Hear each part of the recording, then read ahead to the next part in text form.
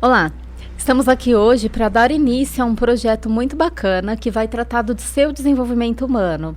Eu sou Helênia Sato, especialista em desenvolvimento humano, especialista em liderança, sou fundadora da Valen Consultoria e Treinamentos e autora do livro É Possível Ir Além. Hoje estou aqui com meu amigo e ele vai se apresentar também, Eliseu Simplício, né, Eliseu?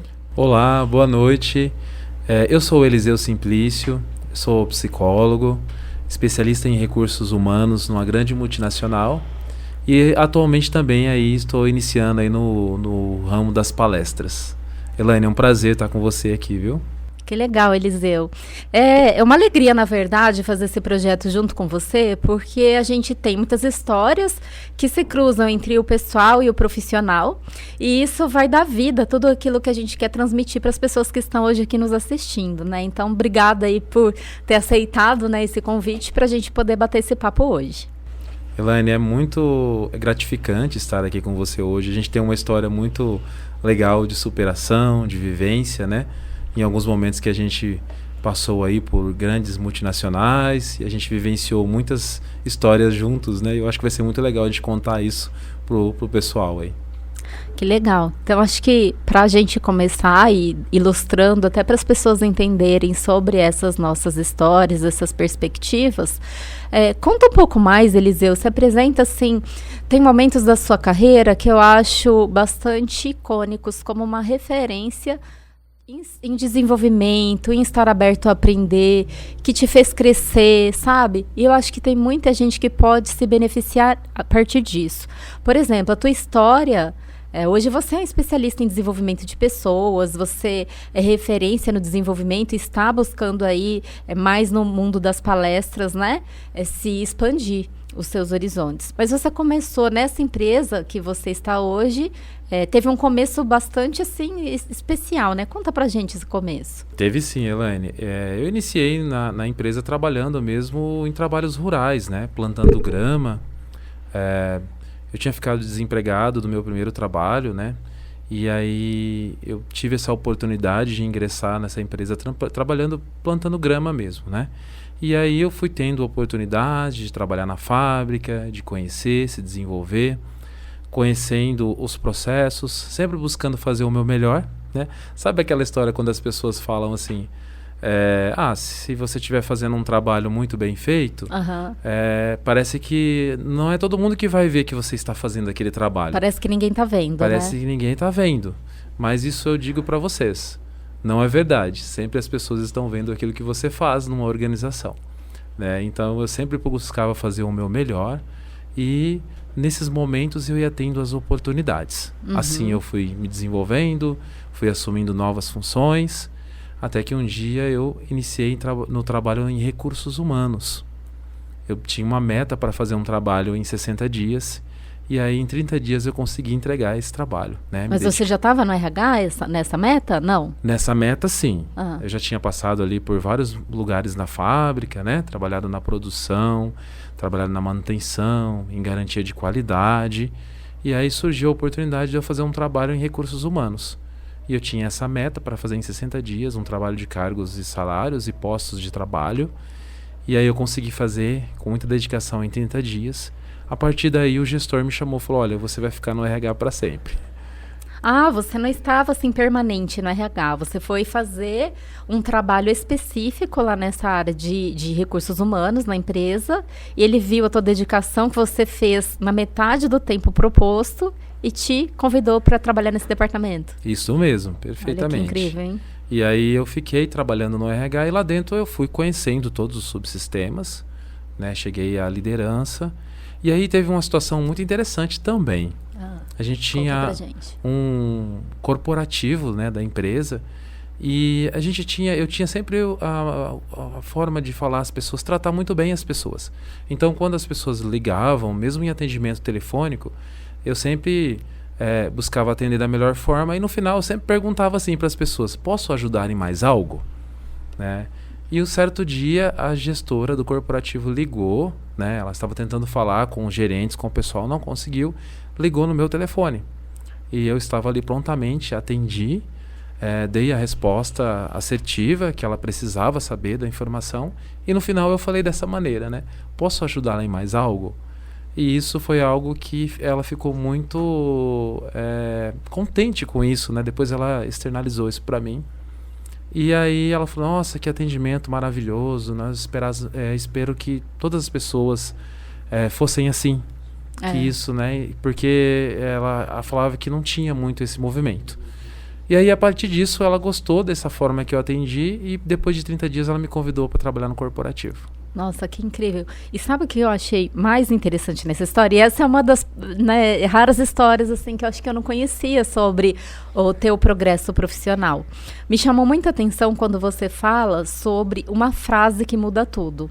Porque você fazia um atendimento telefônico, provavelmente você trazia soluções, né, tratava do assunto em si, mas depois no final tinha uma frase, posso ajudar em algo mais? Né? E aí essa frase que fez com que a pessoa entendesse que você tinha um diferencial. Às vezes as pessoas ficam buscando tanto um diferencial, como elas podem ser vistas, ser promovidas, e muitas vezes está numa coisa que parece ser tão simples, mas fala tanto sobre quem nós somos, como coisas que a gente acredita sobre a nossa vivência pessoal e profissional, né? Com certeza, Elaine. Naquele momento eu pude despertar algo, né, dizendo assim que realmente eu estava ali para poder ajudar, né? Isso foi realmente de coração, né, de querer realmente ajudar aquela pessoa que estava buscando ajuda, né? Genuíno, né? Então, após esse movimento, eu fui para o corporativo e aí veio mais um desafio, que foi em 2009, quando uma outra empresa adquiriu a empresa que eu estava, né? E aí nós tivemos uma reunião lá em São Paulo, numa sala gigante, tinha umas 90 pessoas do Brasil todo, né? E eu não tinha uma faculdade, não tinha uma graduação. Eu tinha o ensino médio, depois comecei a trabalhar para ajudar em casa, essas questões todas, e não continuei a graduação. E lá nesse movimento, né, várias pessoas, eles pediram, né, para o pessoal se apresentar. Então as pessoas tinham que falar nome, idade e qual era a formação. E aí na hora eu fiquei pensando, eu falei, olha, não é possível que só eu não vou ter uma formação aqui. E aí todas as pessoas tinham formação e eu não tinha.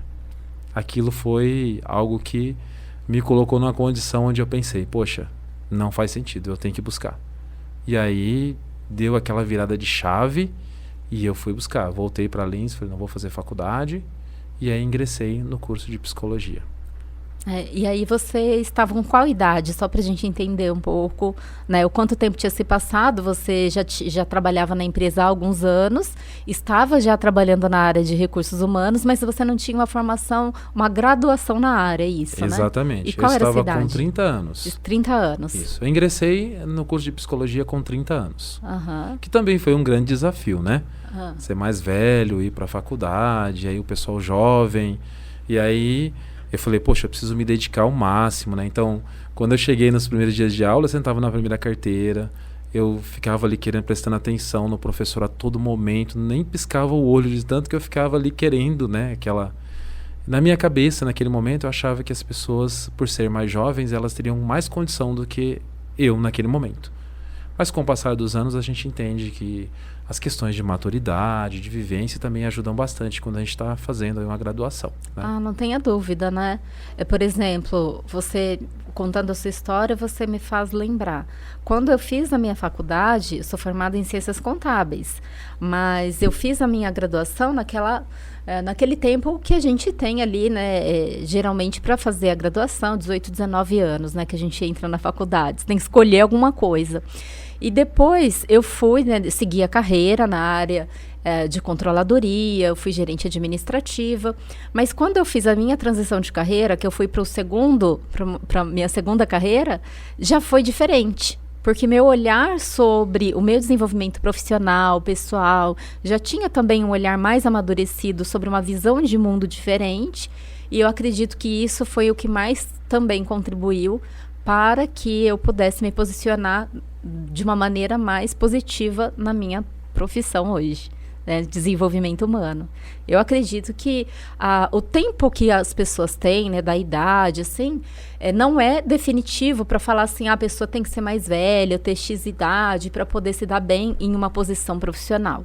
Eu acredito que é um dos fatores para que a pessoa realmente ela consiga empregar o seu nível de maturidade somado ao seu conhecimento para ter sucesso naquilo que ela faz, né? É um dos fatores. O tempo por si só, ele não define a nossa experiência profissional, nosso sucesso profissional, mas ele é um dos fatores que certamente ele vai nos dar uma boa condição.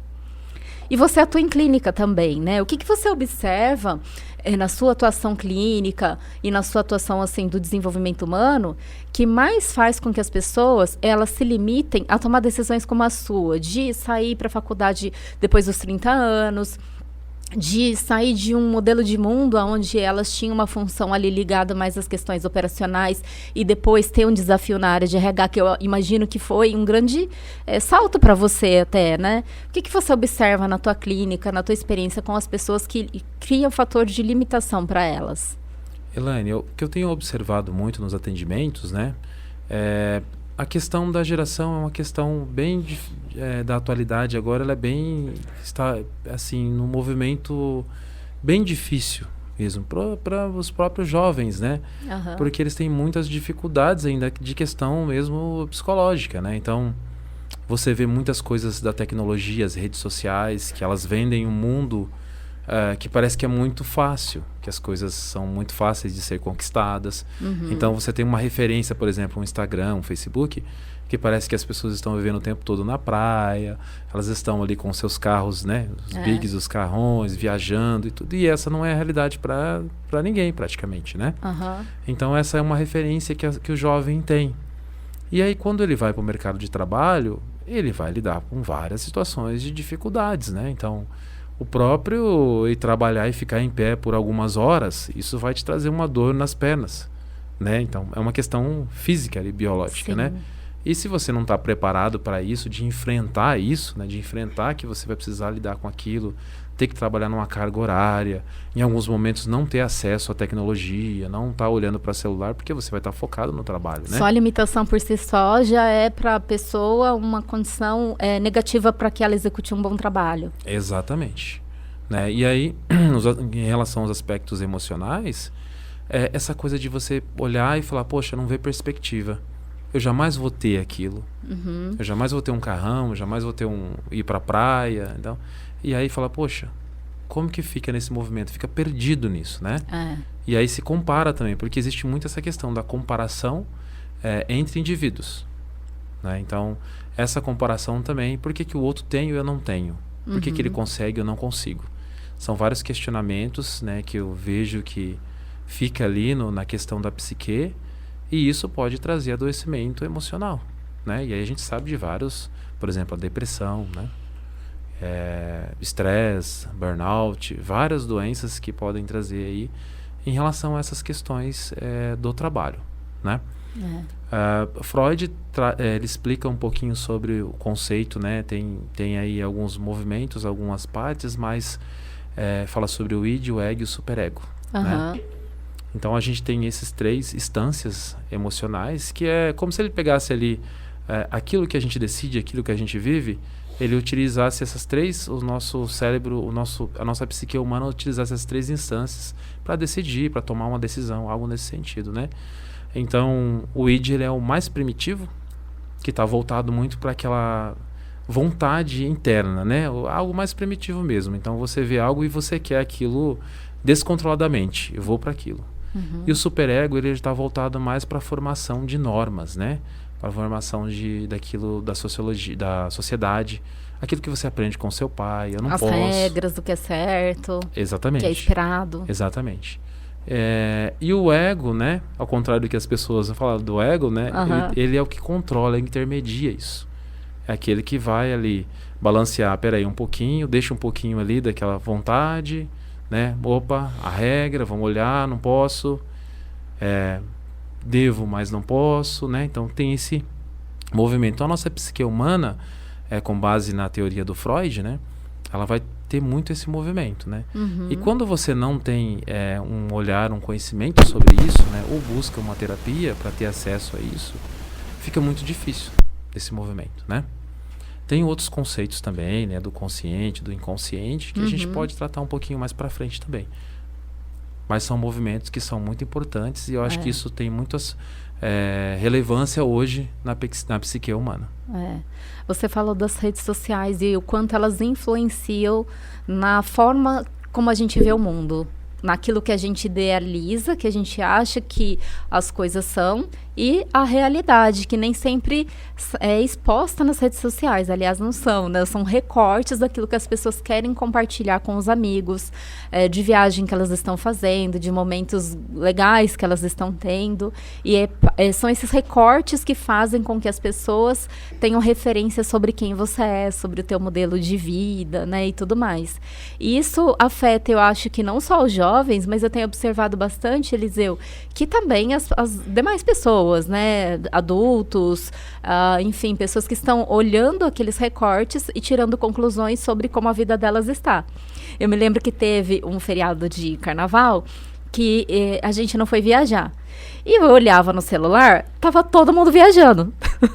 Eu olhava as fotos, assim, né, dos meus amigos, e eles estavam em situações legais, divertidas, na praia. E eu ficava pensando, gente, meu Instagram inteiro foi pra praia, só eu que não fui. E por um breve momento, eu tive uma sensação tão ruim, que parecia que somente eu tinha ficado pra trás. Era uma situação de ficar pra trás mesmo, sabe? De você falar assim, nossa, tá todo mundo sorrindo, se distraindo, se divertindo, e eu estou aqui. Mas eu me lembro também que a escolha da gente não ter ido viajar naquele feriado foi porque a gente tinha acabado de comprar uma casa nova e a gente estava destinando os nossos recursos para a aquisição dessa casa. E olha só, aquilo não estava na rede social. E é interessante quando a gente pensa nisso, porque isso faz a gente também recobrar os nossos sentidos e pensar, poxa, não, eu tô aqui, mas eu tô na casa que eu quis ter, eu tô na casa que a gente, né, comprou pra gente, e que também são realizações que nem sempre são aquelas que a gente tá postando e compartilhando nas redes sociais, né? Muito interessante, né, Elaine, que essa questão das metas, né? Meta de vida, naquilo que se propõe, né? Eu acho que a nossa sociedade, ela não tem muito isso. As pessoas, elas vivem muito ali o imediatismo. Precisa mostrar ali agora, precisa fazer agora, eu preciso viajar agora. Mas a gente entende, né? Você é um exemplo disso, né? De uma pessoa que se planeja, se programa e depois colhe os resultados, né? Como eu compartilhei com vocês, né? Esse livro, por exemplo, É Possível Ir Além, eu tinha como meta há 10 anos atrás. Eu escrevi um planejamento onde incluíam algumas realizações pessoais e profissionais. E é gostoso quando eu olho para esse planejamento, porque faltou apenas um item para eu completar, que ainda não cheguei lá, mas eu vou chegar na realização desse item. E o que eu falo muito para as pessoas muitas vezes a gente subestima o que a gente pode realizar a longo prazo. Se você tiver foco, se você tiver planejamento, você pode realizar grandes coisas. Mas como você muito bem colocou, a gente vive um mundo muito imediatista, onde parece que os nossos desejos precisam ser realizados no hoje. E aí a gente perde a referência de tantas coisas que a gente pode fazer no longo prazo, né? Com disciplina, com foco, com determinação. É ter um equilíbrio entre o que se vive hoje, porque senão a gente coloca todas as fichas no amanhã e a gente precisa ter satisfação no nosso jeito de ser, de fazer as coisas acontecerem, né? A gente tem uma amiga que fala que mais vale um gosto do que o dinheiro no bolso. E aí, então, eu acho que a gente tem que ter algumas coisas que dão pra gente essa referência de alegria, de felicidade no decorrer da nossa jornada. Mas é ter, como você bem colocou também, o equilíbrio pra gente poder ter uma satisfação, uma alegria da nossa vida, né? O equilíbrio é fundamental quando a gente fala no ser humano, né? A gente precisa ter o equilíbrio entre o emocional, o nosso corpo, o físico, né? A saúde, o espiritual. Tudo isso vai trazer um equilíbrio enquanto ser humano, né? Sim. E quando você fala isso, Elaine, eu fiquei pensando, poxa, olha o id operando, né? A pessoa... justamente onde eu estava realmente vinculando quando você trouxe isso. Mas a pergunta que eu queria te fazer, até baseado nessa tua explicação, é justamente essa. Como é que a gente faz, Eliseu, quando a gente se percebe desejando muitas coisas que a gente não pode ter, como você bem colocou, o nosso desejo está falando muito alto, ou quando a gente vê pessoas que são muito reprimidas, assim, sabe, controladoras, parece que tudo tem que ser de um determinado jeito. Como é que a gente faz para não ser uma pessoa só que se abre, se rende aos desejos e não tem um planejamento, uma coerência de vida, mas também não ser uma pessoa que é totalmente travada, engessada? Como é que a gente encontra esse equilíbrio na nossa vida? Elaine, bem complexo isso, né? Por quê? Eu vou usar de uma forma, uma história mesmo, né? Quando eu era pequeno, eu estudava na segunda série, numa escola no Bacuriti, que é um bairro de Cafelândia afastado, né? Uhum. E tinham pessoas que sentavam na primeira cadeira, que eram inteligentíssimos, estudavam, tiravam notas boas. Tinha o pessoal do meião, que era o pessoal que ficava ali, conversava, bagunçava, e tinha o pessoal do fundão. Certo. O do fundão era o bagunceiro, que, né, conversava, atrapalhava a aula. E aí, quando eu era pequeno, eu olhava para isso e falava, poxa vida, as pessoas que estão na frente são as melhores pessoas, com certeza serão os gerentes, os diretores e tal. E aquele pessoal que bagunça ali será as pessoas que provavelmente não vão se dar bem na vida, né? Uhum. Então a gente tinha tem uma visão preconceituosa, vamos dizer assim, né? E depois de muito tempo eu voltei lá em Bacuriti, depois de 20 anos, e conversando com uma pessoa que eu encontrei, ela me falou justamente o contrário disso. Ela me falou assim, pô, você lembra daquela pessoa que sentava lá no fundo? Citou o nome da pessoa, né? Uhum. Eu falei, lembro. Ele falou, olha, hoje ele é diretor comercial do Walmart no Rio de Janeiro. Nossa. Aí eu parei, olhei e falei, nossa, olha só, né? Então, é uma coisa bem complexa no sentido assim, a gente não consegue dizer quais dessas pessoas vão realmente ir muito bem, vão sair disso, né? Sim. Até porque algumas pessoas não conseguem nem se reconhecer nesse movimento. Né? É que tem uma questão que é associada quando a gente fala ao sucesso profissional futuro que as pessoas vão ter definindo as suas carreiras, também tem uma questão de habilidade, de aplicação dos seus dons, dos seus talentos, né? Tem uma série de fatores que vão também influenciar para que ela seja bem-sucedida naquilo que ela faz. Mas tem algo que eu acho que ajuda muito a gente a pensar que o sucesso é para nós, que é a gente ter um despertar do que a gente quer fazer e se dedicar nesse despertar, sabe? Sim. Eu acredito muito nisso, que quanto mais você se dedica àquilo que você quer como carreira, como profissão, te ajuda a se tornar bom naquilo que você realmente tem desejo de fazer e não ficar apenas assim pensando que pode ser só um dom ou um talento que a pessoa às vezes não descobriu em si, né? Sim. A virada de chave, né? Quando a pessoa tem aquela virada de chave, que é o que aconteceu comigo, né? Porque tem pessoas na empresa que entraram trabalhando no mesmo lugar que eu trabalhava, plantando grama, né? Claro que isso é uma escolha também, né? Mas elas continuam trabalhando até hoje no mesmo lugar. Isso não quer dizer que eu sou melhor que as pessoas, mas eu tive uma virada de chave e falei, opa, eu preciso evoluir. E você consegue identificar qual foi essa virada de chave que fez com que você acreditasse? Porque é isso justamente que eu estudo, que eu falo no meu livro e que eu, sabe, assim, eu fico buscando referências nas pessoas sobre o que foi essa virada de chave, que fez com que você realmente avançasse nesse teu ideal e acreditasse que ele era para você. Elaine, eu sempre tive muitas referências.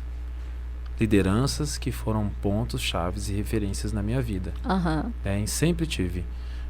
Desde quando eu estava lá na produção, eu tinha aquelas pessoas que eram o meu ideal. Eu olhava e falava, pô, um dia eu quero ser igual àquela pessoa, né? Então, em todos os momentos eu tive alguém que era uma referência para mim e eu buscava ser igual àquela pessoa como referência, como profissional, né? E nesse mundo de trabalho mesmo, você vai ter vários tipos de referência, essas positivas e aquelas que você não quer ser. Né? Então, eu acho que esse é um fato, né? Que precisa ser olhado, então eu sempre olhava para as minhas referências e buscava aquilo, né? E eu também não me contentava com aquilo, né, onde eu estava, eu sempre queria mais, né? Então, sempre... E acreditava que aquilo era para você, acreditava na tua capacidade, né? Sim. Você sabe que hoje eu estava ouvindo uma conversa, eu faço parte de um grupo no Telegram que ele tem como objetivo auxiliar pessoas com deficiência visual a buscarem caminhos, explicando como funciona tecnologias, enfim, tirando dúvidas, desde as mais simples, né, até as mais complexas. Como um colega outro dia estava perguntando sobre como funcionava o sistema de pegar um ônibus, enfim, coisas que dá para a gente compartilhar através da experiência e também tirar as nossas próprias dúvidas. E aí tinha uma pessoa que ela entrou no grupo e ela falou assim, olha, eu já faço parte desse grupo no Telegram já faz alguns meses e eu nunca me apresentei, mas hoje eu vou me apresentar. Eu sou de uma cidade do interior, moro aqui num sítio, numa fazenda, algo assim. E aí ela estava falando sobre as limitações, restrições financeiras, falta de oportunidades, coisas assim que limitavam, porque a deficiência em si já traz diversas limitações, né? E aí a resposta que ela recebeu ficou um entendimento para ela de que foi muito dura a partir da realidade que ela estava. Porque, nesse ponto eu concordo, e eu sempre busquei ter essa sutileza na maneira de motivar e engajar as pessoas para que elas pudessem ir além. Inclusive no nome do livro eu trago assim, é possível ir além, né? Para que as pessoas entendam que elas podem descobrir os seus próprios caminhos, que você trouxe a questão das referências, mas às vezes as pessoas não têm referências de pessoas que, como ela, que moram no interior do interior, lá da Bahia, poderiam também alcançar esse tipo de oportunidades. Então, são formas que a pessoa precisa descobrir através de uma visão de mundo mesmo, um modelo de mundo, para pensar, poxa, o que está no meu alcance? Né? No livro eu trago uma metodologia que ela é prática e que ajuda a pessoa a descobrir o que é para ela. Eu acho que se tem tantas coisas que não é para a gente tem que pensar, o que é para a gente então?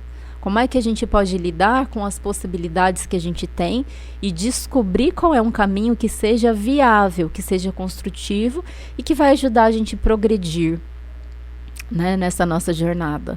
Eu vejo dessa forma e eu acho que as pessoas elas precisam disso, de uma chama interior, de um despertar, de acreditar nelas mesmas e terem referências de pessoas que às vezes têm menos do que elas tiveram e que fizeram da vida dela uma vida de grande superação e de determinação. Como o sisu finlandês, né, que a gente apresenta aqui no livro. O que você já, né, através da psicologia, tem vários estudos, a psicologia positiva traz isso, né, mas o sisu é uma força interior que você descobre a partir de uma situação limite e você se via capaz de alcançar até um determinado ponto. Você descobre que você pode ir mais. O que você vê através dos seus estudos na psicologia com esse sisu finlandês? O que ele te mostra? Elaine, eu fui ler um pouco sobre o sisu, como eu tinha comentado com você, né? Uhum. Achei super interessante, né? Porque demonstra o quanto as pessoas têm resiliência, né? Quanto a gente precisa ter resiliência para alcançar os nossos objetivos, né? Eu acho e a gente pode desenvolver resiliência, Eliseu? A gente pode desenvolver resiliência, né? Que é um termo que vem aí da mecânica, né? Que é os materiais que eles se transformam e depois voltam, né? Voltam às vezes até melhor, né? Vamos dizer assim, né?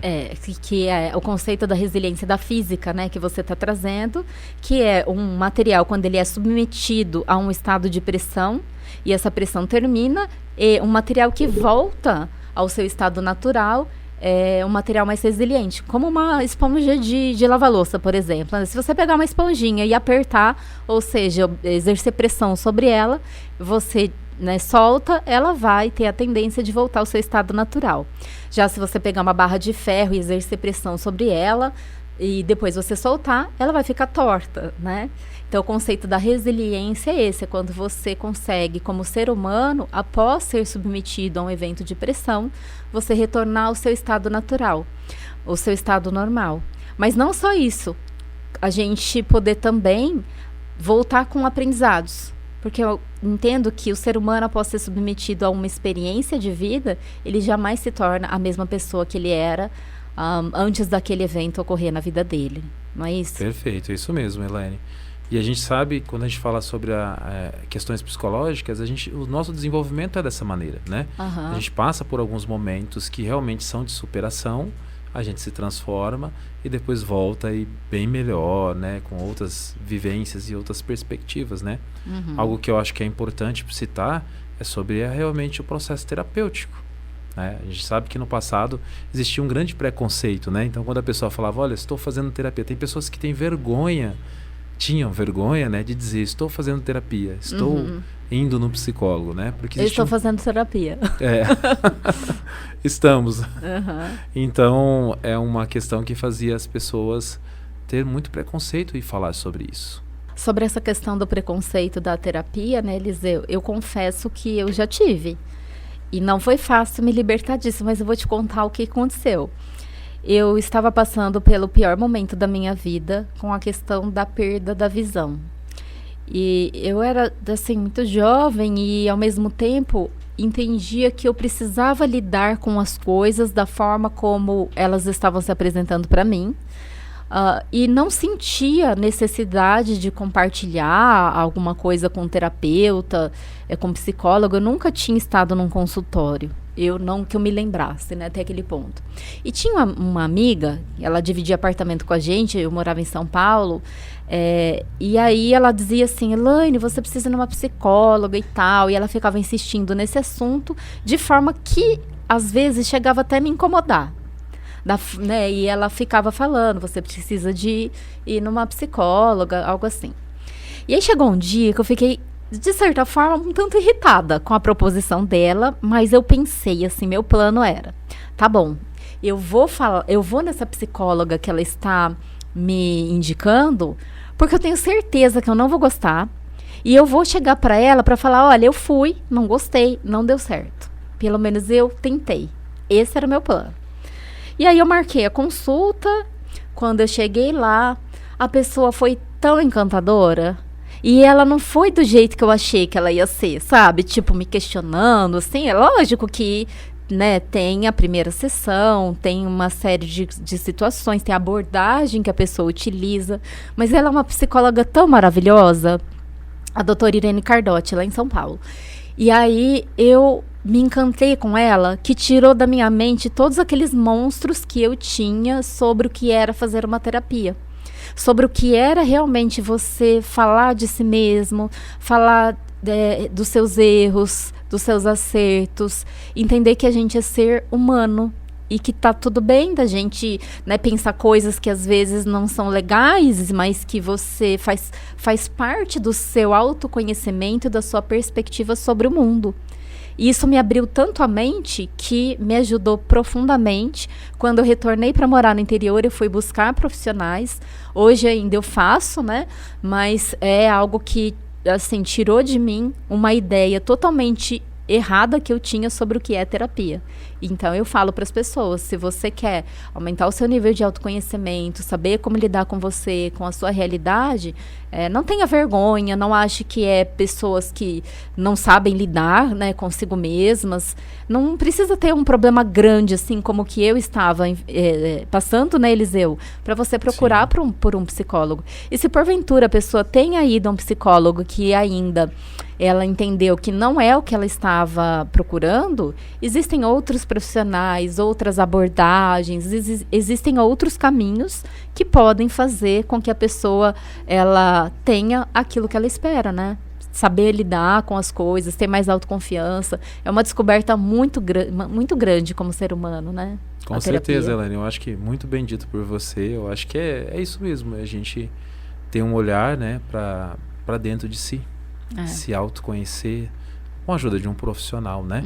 Porque na maioria das vezes é isso, a gente realmente não consegue nem saber das nossas limitações, onde a gente pode chegar, né? Sim. Tem pessoas que conseguem olhar para si e falar, poxa, eu preciso melhorar nisso, preciso me desenvolver aquilo, mas é um percentual muito pequeno da população que consegue fazer isso, né? Uma pessoa que faça isso sozinho, né? Então, o profissional é muito importante para nos apoiar e nos ajudar em relação a isso. E se você nunca fez terapia, né, fica aí o meu convite, né? Busque um profissional, né? Procure conhecer, né? Dê uma oportunidade para você conhecer. Existem tantos colegas, né, profissionais, psicólogos, aqui mesmo na cidade de Lins, né, que são excelentes profissionais, mas eu acho que é muito importante, né, para que você evolua, se desenvolva, cresça, né? Uhum. Eu acho que aí fica o convite nosso aí para que você busque uma terapia. Ah, sem dúvida. E como ela contribui, Eliseu, pensando do ponto de vista profissional? Sabe? Eu tenho pessoas que trabalham dentro das minhas mentorias, dentro de processos de coaching, que a gente tem ajudado muitas pessoas no sentido de autoconhecimento, no sentido de planejamento de vida, de autoconfiança, de segurança, dessa ousadia que a gente precisa ter para poder definir objetivos, metas claras, específicas e ir além. A gente tem feito um trabalho muito grandioso aí dentro das empresas, ajudando profissionais a se encontrarem, a se realizarem e a conseguir alcançar os seus objetivos. A psicologia, ela substitui, você troca uma coisa por outra, dá para fazer as duas coisas juntos? Como que você vê esse trabalho? Dá para fazer as duas coisas juntos, né? Até porque quando você fala na psicologia, você vai em aspectos, por exemplo, na linha que eu trabalho, né?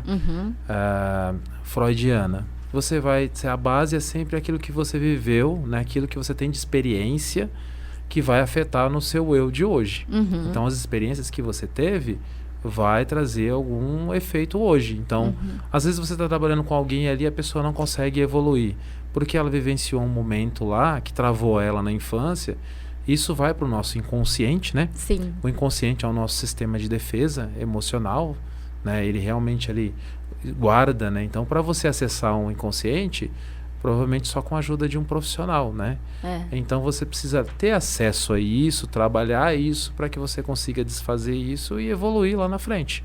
Então, eu acho que existe um trabalho em conjunto, né? Então, desde o desenvolvimento aí, do coach, né? Que são trabalhos que são muito importantes, mas quando tem a questão aí de barreiras emocionais, é importante também envolver a questão da psicologia e pode-se trabalhar em conjunto, né? Ah, não tenho dúvida. Como, por exemplo, você estava dizendo que você está trabalhando com palestras, né? E a gente vê, nós temos junto com o Antônio Medeiros, que é um parceiro nosso, um grande amigo também, a gente tem um curso de formação de treinadores e palestrantes. É um curso que ele é online, a gente transmite as aulas online, a gente tem uma plataforma e a gente também tem situações onde a gente tem encontros presenciais, como que vai acontecer em outubro. Mas a gente vê que a grande limitação das pessoas que querem ser treinadores e palestrantes, muitas vezes é o medo das pessoas, medo do palco, medo de falar em público, que você bem colocou, são situações que às vezes vêm lá do inconsciente da pessoa, né, do subconsciente, de uma situação que ela viveu, que não necessariamente ela se recorde, mas isso trava o potencial dela. Eu vou te dar um exemplo de uma das nossas alunas que disse o seguinte pra gente, em uma conversa que a gente estava tendo ali de uma mentoria individual. Ela disse assim: Elaine, eu recebi um convite para estar em um dos palcos mais desejados que as pessoas querem. E se qualquer outro aluno tivesse tido essa oportunidade, a pessoa estaria extremamente feliz. Mas eu ainda não consigo sentir essa felicidade, porque eu estou mais preocupada sobre como vai ser aquele dia, o que vai ser, se eu vou conseguir atender as expectativas, como é que eu vou lidar com aquela situação, se eu vou ficar muito nervosa, se eu vou conseguir transmitir os meus conhecimentos, encantar a plateia, do que sentir a alegria de ter sido convidada para um dos maiores palcos do Brasil. Você vê como é essa situação? Uma situação que era para ser uma alegria na vida da pessoa está se tornando um sofrimento na vida dela. Como as questões emocionais vão influenciar, né? Realmente seria um movimento de alegria, né? E acaba sendo... realmente por questões internas. Que precisam ser tratadas através de terapia, né? Que pode ajudar muito a pessoa a chegar num... A gente teve algumas experiências em alguns momentos também, né? Que realmente ali em alguns momentos surgiram questões emocionais da pessoa, de repente sair de si, né? Chorar, trazer alguns movimentos, sair daquela... Né? E aí a gente precisa ir lá e conversar, entender com a pessoa, e você vai ver que tem alguns aspectos que são emocionais mesmo, né? Quando a gente fala disso, Elaine, eu lembrei aqui de uma situação, não trazendo nomes, mas tinha uma pessoa que ela morria de medo de ficar sozinha e no escuro, por exemplo. Ela estava na casa dela com todo mundo, e aí se alguém saísse, ela tinha que acender a luz toda, ligar a TV e tal. Ela não conseguia ficar. Isso já na vida adulta, né? Falando sobre a questão do inconsciente, né? E aí ela começou a fazer terapia. E ela foi fazendo algumas sessões e foi voltando. Chegou no momento que ela lembrou que quando ela era criança, morava ela, a irmã, o pai e a mãe, numa casa muito velha, metade da casa tinha caído e tal.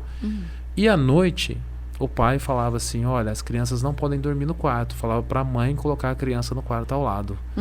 Quando a mãe ia fazer isso, a mãe colocava as duas crianças no quarto ao lado e olhava com cara de medo para as crianças.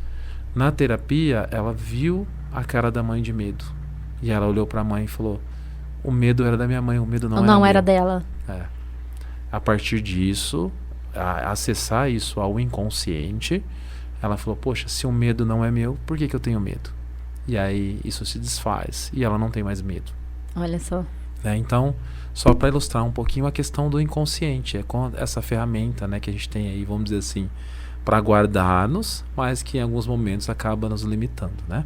É fantástica, né? Essa ilustração que você traz, né, Eliseu, porque nos faz perceber que o quão grande é a nossa psique humana, o quão grande são situações que, para às vezes, a gente esconde debaixo do tapete, às vezes a gente não dá importância, parece que elas são pequenas, mas elas ainda estão nos limitando, estão fazendo com que o nosso potencial seja restrito em alguma medida, né? Então, são muito valiosas essas suas contribuições aqui com a gente.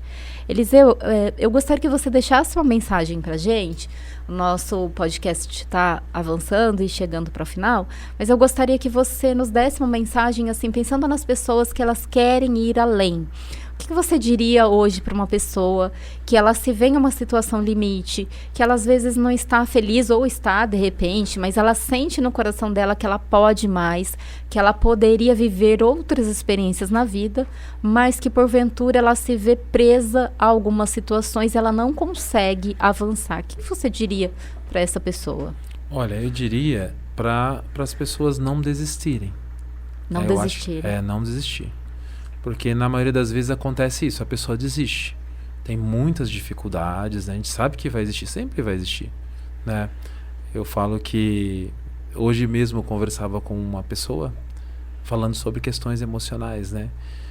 E a gente falou assim, eu falei para ela assim, olha, a vida é um eterno recomeço, né? O que a gente quis dizer com isso? Que sempre a gente vai precisar recomeçar.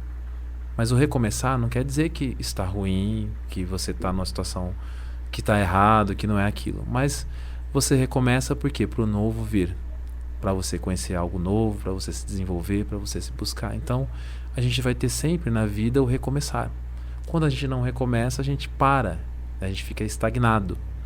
E a gente sabe que o estagnado, você não evolui, né? Então, a gente precisa disso. Não desistir, buscar, ter foco, né? Criar metas, né? Buscar profissionais para ajudar. Porque às vezes a gente não consegue sozinho mesmo, a gente precisa de um profissional coach, a gente precisa de um psicólogo e assim outros profissionais também que podem nos ajudar, né? Então, a minha mensagem é muito isso, assim, vá buscar, não desista, tenha determinação. A gente sabe que tem pessoas que às vezes vão numa situação bem difícil e aí você fala, poxa, aquela pessoa chega lá na clínica assim muito mal. De repente essa pessoa ganha uma energia e vai e sobe, né? Tá lá no fundo do poço e ela escala o poço sem corda, sem nada, sobe a uma montanha, né? Tá lá desbravando o Everest, né? Então acho que é muito isso, né? Buscar essa força interior, né? Buscar o Sisu, né, Lênio? Acho que é muito isso, né? É incrível. E a gente tem, né, Eliseu, uma sintonia. Você estava falando e eu fiquei extremamente pensativa, porque eu tenho um podcast que sai toda terça-feira, às 6 horas da manhã, e ele é baseado no meu livro. Ele começou ali com um podcast entre 5 e 10 minutos, e que ele traz uma mensagem sobre o livro, e você não vai acreditar o tema que ele vai sair amanhã. Sério? O nome é Não Desista. Nossa, que legal, que legal. A gente fala sobre não desistir porque a gente nunca sabe, às vezes falta um passo e se você desistir, você não vai saber, você não vai conseguir sentir o gosto da vitória, do que é ir além de verdade.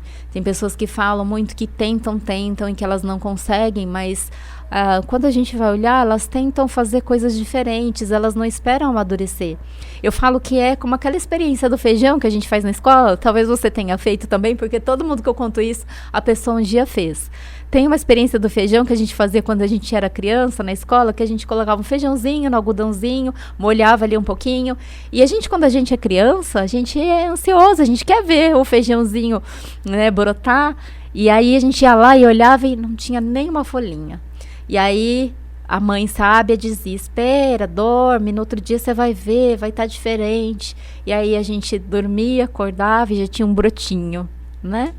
Às vezes a gente precisa esperar o tempo de semear até o tempo de colher.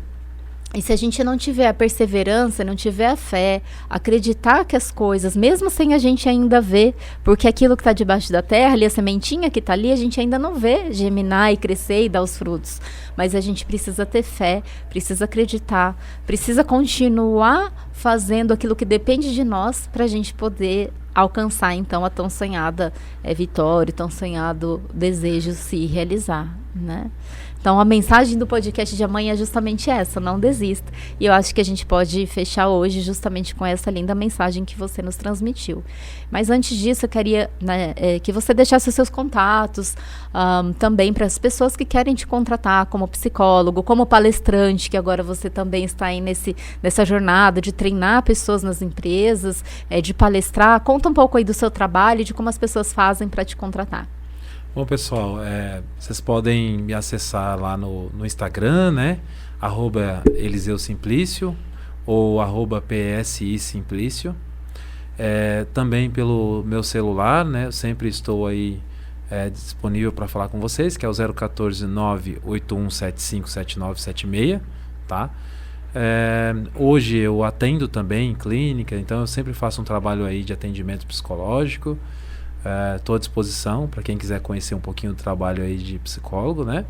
E o mundo das palestras, estou iniciando agora, né? Já fiz muito trabalho em empresas, mas agora busco fazer alguns trabalhos aí também particulares.